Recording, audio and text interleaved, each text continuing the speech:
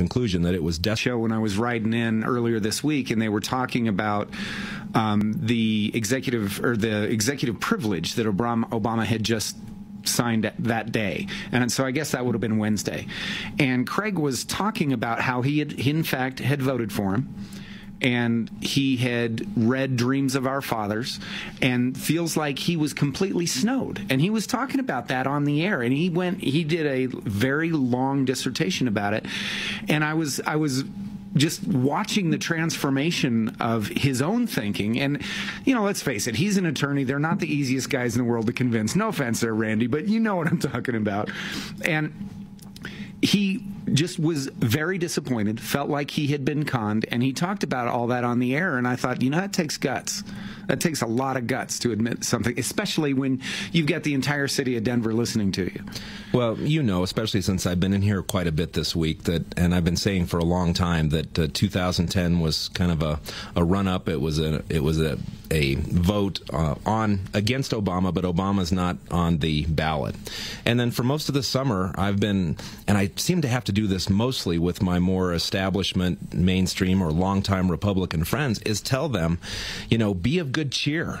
There is a lot going on, and when you hear somebody as articulate and as committed to his positions as he's been over the years, as Craig Silverman, really coming unglued at the deception that has been in so many ways from Barack Obama, you just have to believe that kind of a response is nationwide. And I think that's why we're seeing all this, just the ridiculous, frantic action from the White House to everything that happens. They're reacting. They never cause anything to happen anymore. They're always reacting to this and reacting to that, or trying to stir something up over here to take attention away from what's happening over there. I think it's desperation. I think this is going to be a killer I think we are witnessing an incomplete and total meltdown of an administration. I mean, it just keeps going and going and going. I don't know how many of you remember, but there was a segment that Fox and Friends did, and I don't remember when it was. This was a while ago. And it was talking about the promises of Obama, hope and change, and that hopey, changey, feely thing. What I now call dope and cringe. I like that. Man, you are coming up with these. I love this. This is great. But they were talking about all the promises, and then they did a side-by-side comparison about how things were then under candidate Obama and how things are now. Well, who is the press secretary for Obama? I can't remember. The current one, Jay Carney. Carney. Yeah, Carney. Just think of the comedian Art Carney, because they're both about as goofy. Well, it's just the thing about Art Carney, he was actually funny. Yeah, he was actually funny. This guy's just melting down. I don't envy him in that job. I mean, how do you defend this crap? I don't know how he does it. But after Fox News played this segment, and it was on Fox and Friends in the morning, he calls Fox and Friends yelling and screaming about it. And this is on Breitbart.com today, and he's just all upset, and he's mad, and he's screaming, and he's yelling at Fox News for telling the truth. Can't have that. Not in this world we live in. Yeah, you wouldn't want to compare Barack Obama's promises to Barack Obama's reality, now would you? We can't go there. No, we're not going to go there. But I do want to wish Dan Kaplis and Craig Silverman all the best. You will be missed in Denver. You guys are a class act. And if you ever want to call into Grassroots Radio, the phone number is 303-477-5600. Now that you're no longer under contract with a competing radio station, you can actually join us here. Yeah, and they'll be available now, so I guess they will. Now, KHOW, I guess they've said that they're committed to local talent, so we'll see what comes on Monday. Well, I hope that's true, because I think it's a tragedy that the pure economics of radio, especially in FM radio, but I think it's trickling over to AM radio, are making it so these great syndicated shows, and there are some really great ones, are a lot more inexpensive to put on the air, draw a good audience, but you don't have to pay the local talent. They just pay that licensing fee to run them, and it's a concern. So, hey, you know what?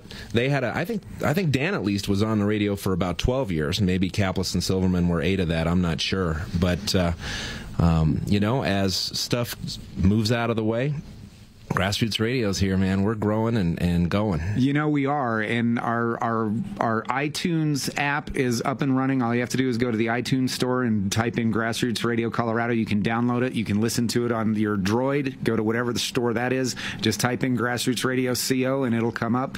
And yeah, we are growing leaps and bounds, and it's fun. It's fun. And #1 podcast, conservative radio podcast on Podomatic, right? Or yeah, nationwide. Nationwide. So that ain't bad. Maybe we'll go to this break and see if we can think of something to talk about when we come back. This is Grassroots Radio Colorado with Jason Worley and Ken Clark on KLZ 560, The Source. Are you voting for Robert Blaha or Doug Lamborn? I voted for Lamborn before, but the earmarks he got for his donors, all the trips Lamborn took to West... I wanted to take a minute to endorse Vicky Marble, who is running in a Republican primary against Glenn Vad in Colorado's 23rd district. I met Vicky at a school choice rally in Denver. Normally I don't get involved in primaries, but when there's a clear conservative against a clear rhino, Republican in name only, I think it's important to make an endorsement, and this is one of those cases. This is Vicky Marble, and I approve this message.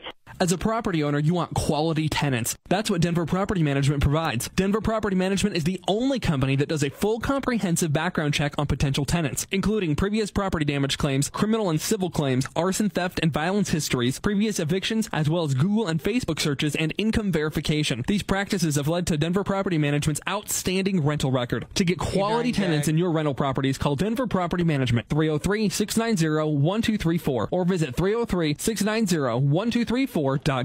This is Jason from Grassroots Radio. I know there are a lot of people like me who hate going to the dentist. Some have anxiety, while others suffer from jaw and tooth pain. But either way, keep the liberals from entering. Liberals are against nuclear weapons, but have yet to...